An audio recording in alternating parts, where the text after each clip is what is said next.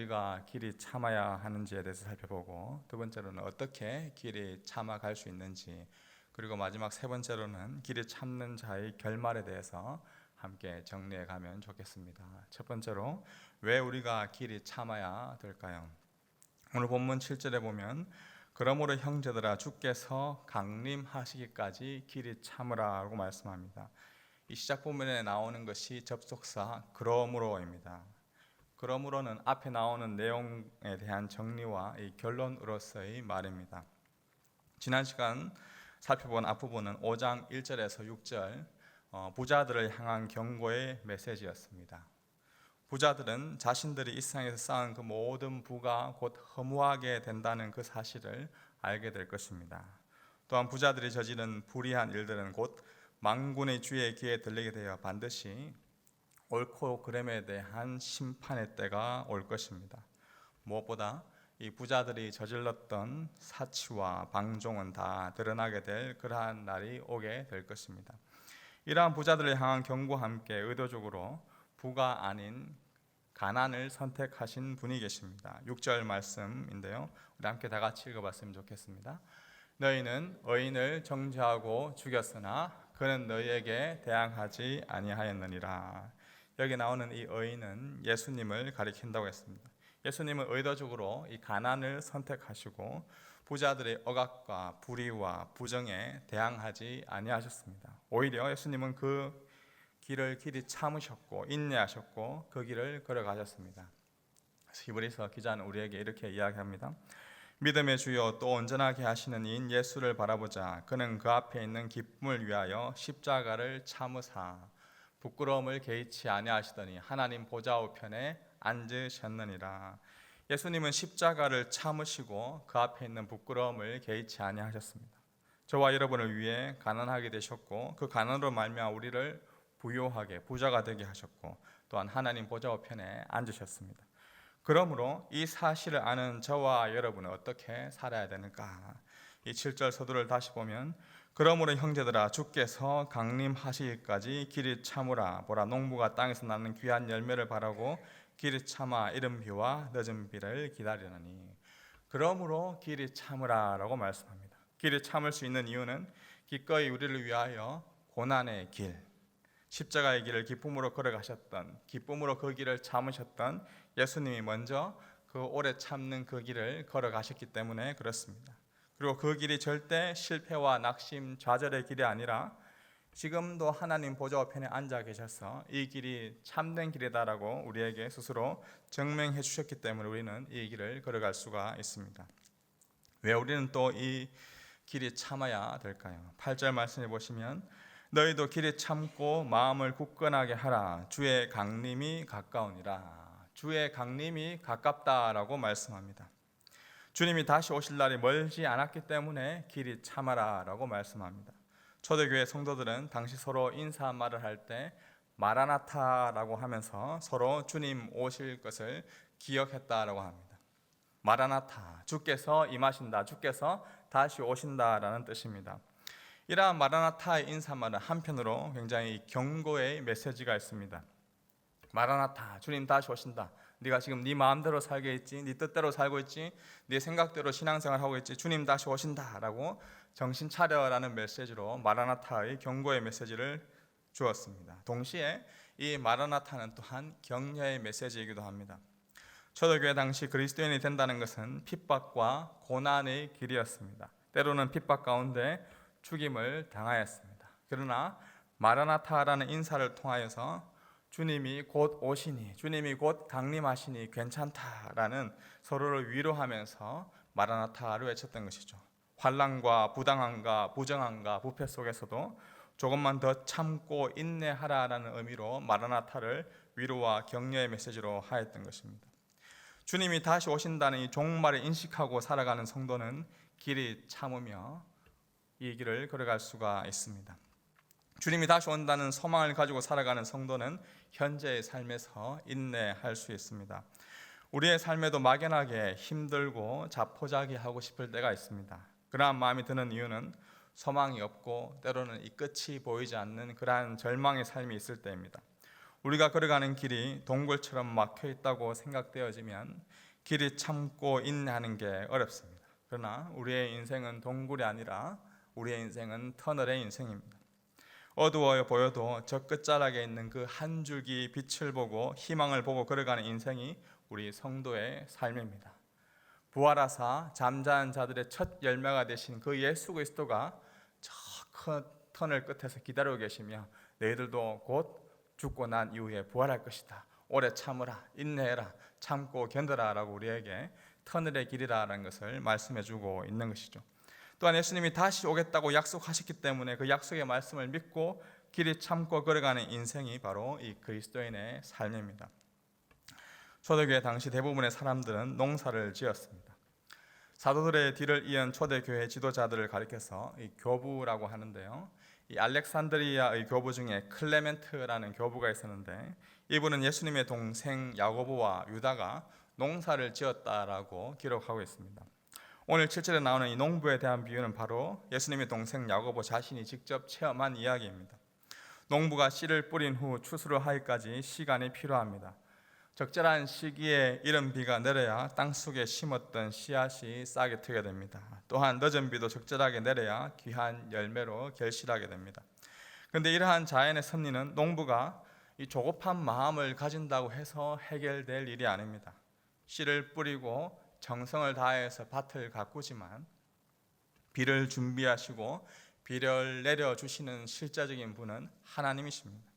제때 이른 비와 늦은 비를 내려주시는 그 하나님을 바라보고 기다리는 것, 하늘을 바라보는 것이 바로 농부가 해야 할 일이죠. 그렇기 때문에 농부는 하늘을 바라보며 살았습니다. 하늘을 바라보며 비 준비하시는 그 하나님을 인내하며 기다렸던 것입니다. 그렇다면 구체적으로 어떻게 길이 참아갈 수 있는지 두 번째로 함께 살펴보겠습니다. 먼저 길이 참아가기 위해서 필요한 것은 무엇일까요? 9절 말씀 함께 보겠습니다. 형제들아 서로 원망하지 말라. 그리하여 심판을 면하리라. 보라 심판주가 문 밖에 서 계시니라. 이 첫 번째로 필요한 것이 서로 원망하지 않는 것이다 라고 말합니다. 여기 나오는 이 원망은 자신을 향한 자책이다라기보다 이 서로 원망이라는 단어를 볼 때 다른 사람, 다른 환경들을 향한 원망과 나쁜 감정을 가리킵니다. 문제가 생기면 항상 그 책임을 다른 사람 탓으로 돌리고 원망과 비평하는 그 일을 하지 말라라고 권면합니다. 길이 참고 인내하는 데 가장 방해가 되는 것은 바로 현실에 대한 불만, 다른 사람에 대한 원망입니다. 왜 하필 나에게 이런 것이 주어진 것이지? 누구 때문에 이런 일이 우리 교회에 일어나게 된 것일까? 누구 때문에 우리 회사에 이런 좋지 않은 일이 닥친 것이지? 이런 불만과 원망 섞인 감정은 길이 참는데 방해가 됩니다. 이어지는 말씀을 보시면 서로 원망하지 말아야 심판을 면한다라고 말씀합니다. 심판주가 문 밖에 서 계신다라고 분명히 말씀하고 있습니다. 이런 일이 일어나는 그 원인을 판단하는 분은 우리가 아니라 사람이 아니라 하나님이십니다. 하나님께서 심판을 하신다라고 말씀합니다. 이스라엘 백성들이 광야에서 실패한 가장 큰 이유가 무엇이었습니까? 그들은 원망하였습니다. 왜 하필 우리를 애굽 땅에서 이끌어내어 출애굽하에서 이런 곳에서 고생하게 하였느냐라고 그들이 원망하였죠. 애굽에 매장지가 없어서 우리를 이 광야로 이끌어내었느냐. 그들은 홍해를 건너 구원을 받았지만 마라에 물이 써서 못 마시겠다고 원망하고 불평했습니다. 배가 고파서 불평하였다고 하였고요. 고기가 없어서 불평하였고 끊임없는 그들의 원망과 불평이 그들의 약속의 땅으로 들어가는데 실패하였던 것입니다.